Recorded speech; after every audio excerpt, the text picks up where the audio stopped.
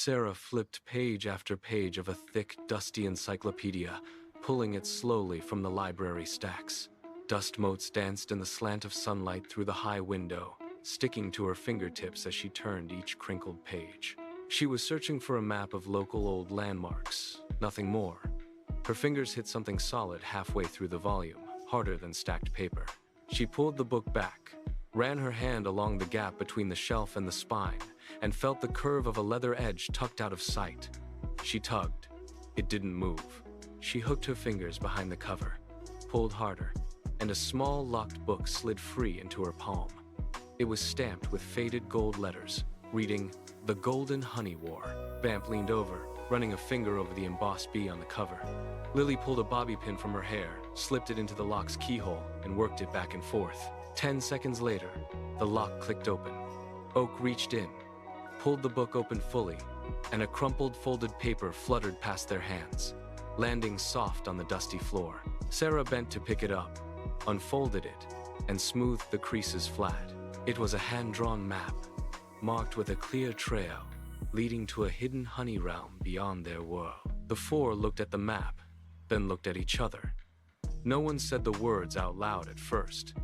They all knew what the other was thinking. They packed the map into a leather satchel, locked the library side door behind them, and walked 3 blocks across town to Volta's tower. She was the only mage they knew who could open stable cross-world portals, and she owed Oak a favor from last winter's broken wand incident. Volta looked up from her cauldron when they burst in, wiping glowing blue residue from her palms.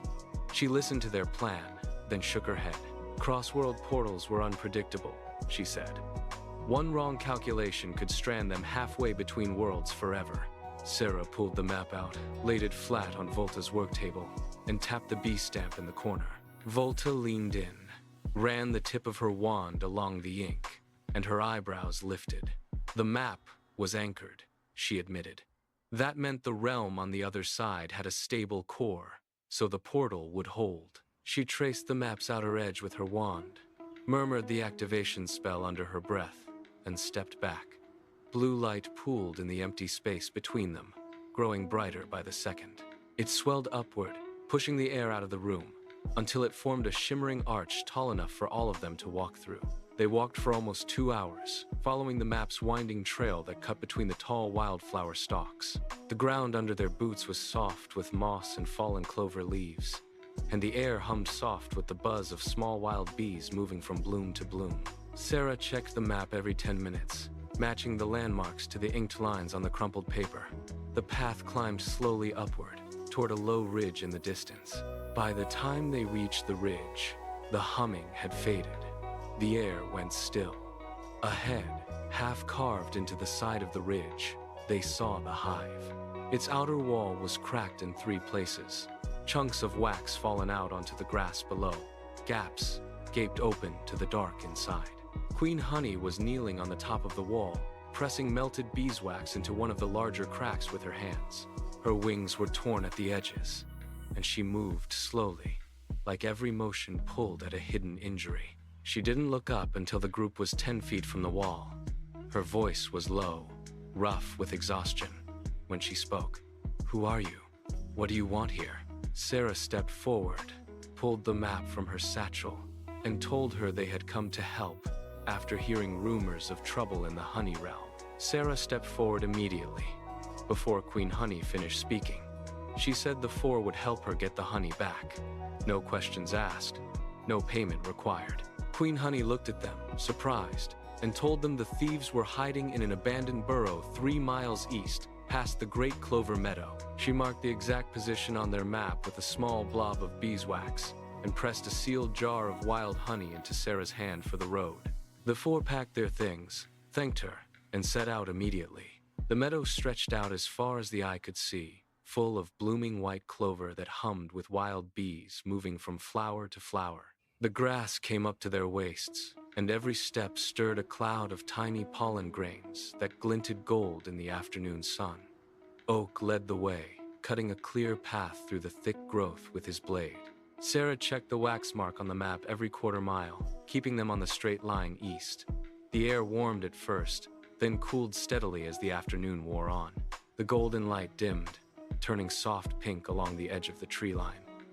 By the time they reached the halfway mark, the sun had dipped fully below the distant hills. Deep purple shadows stretched across the meadow, and the temperature dropped fast enough to make their breath fog. They held a quick huddle and agreed to stop and camp for the night. Halfway through the last slice of bread, a low, thrumming buzz cut straight through the quiet. It wasn't the soft, lazy hum of the wild bees they'd heard all day. This buzz was deep, sharp, like a blade held close to an open wound. Vamp lifted his head first, hand going to the hilt of his knife at his belt. He thought it was just a stray bee drifting toward the firelight. The buzz grew louder, closer, and the air around the campsite dropped 10 degrees in 10 seconds. Sarah pushed herself upright from the tree trunk, squinting up into the dark leaves above. A large shadow detached itself from the branches. It dropped straight down, landing hard in the center of their circle. Between the fire and oak, it was a wasp, far larger than any common pest, its abdomen coated in a thin, glittering layer of frost. Its stinger jutted out, glinting pale blue in the firelight. No one moved. No one breathed. The wasp shifted its weight, and the frost on its abdomen spread a thin layer of ice across the grass at its feet. The cold bit into Sarah's ankles through her boots. Then, before anyone could charge, a bright, glowing, translucent dome snapped into place around the entire campsite.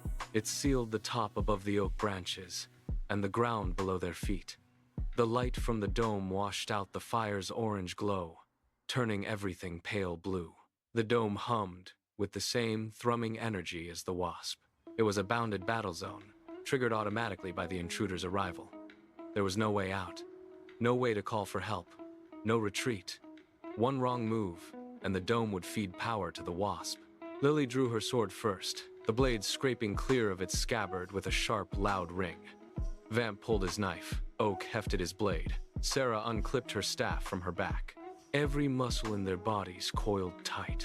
The frost wasp tensed, stinger lowered, ready to strike. Tension hung so thick in the air you could have cut it with a knife. The fight was on.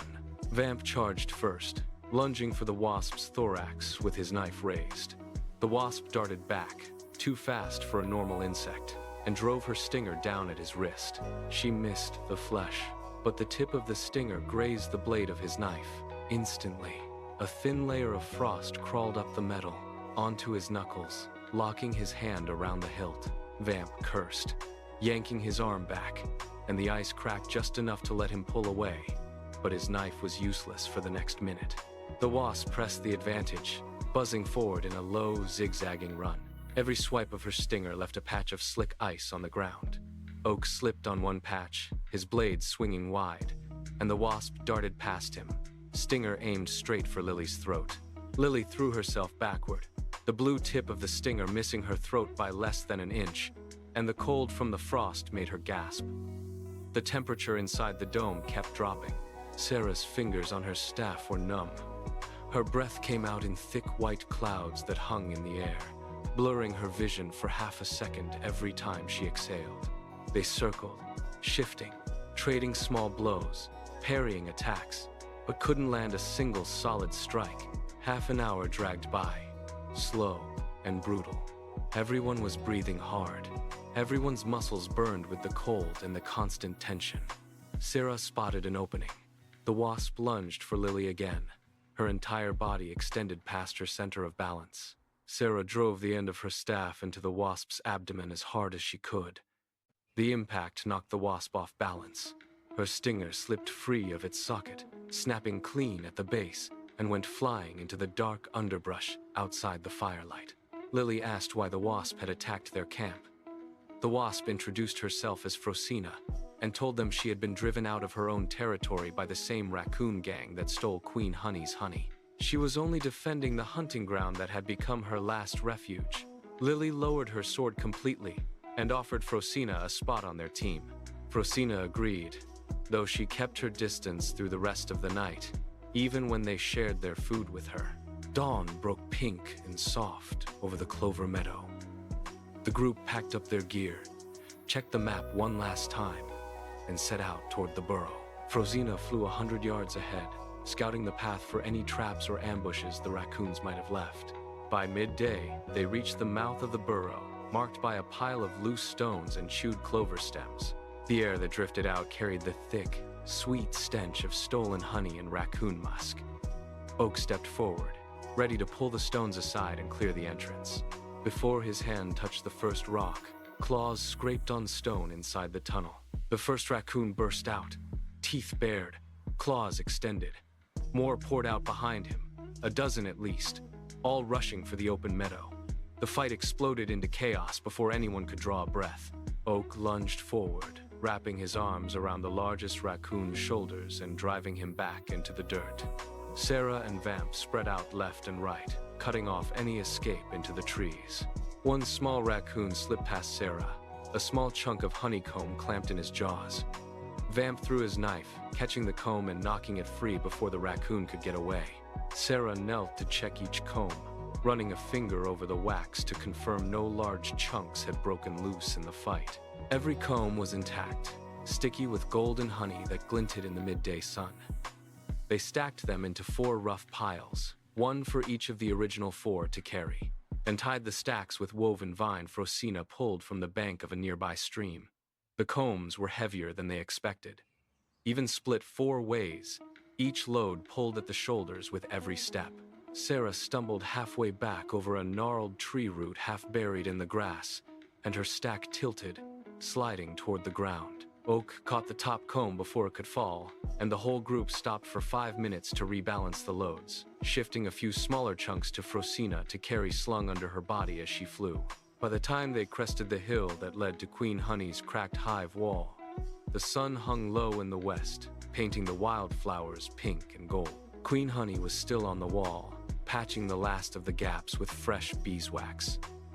She looked up when she heard their footsteps, and froze. Her wings fluttered once, slow and disbelieving, before she pushed herself to her feet and flew down to meet them. Volta's wand glowed bright blue as she began to murmur the sealing incantation. The shimmering arch shrank, its edges folding inward like a piece of fabric being pulled tight. The blue light dimmed, contracting to a narrow slit barely a foot across. Just as Volta's wand finished the last rune, a small dark shape darted across the threshold. It slipped through the closing slit before the light could cut it off, and landed soft and silent on the library floor beside the group.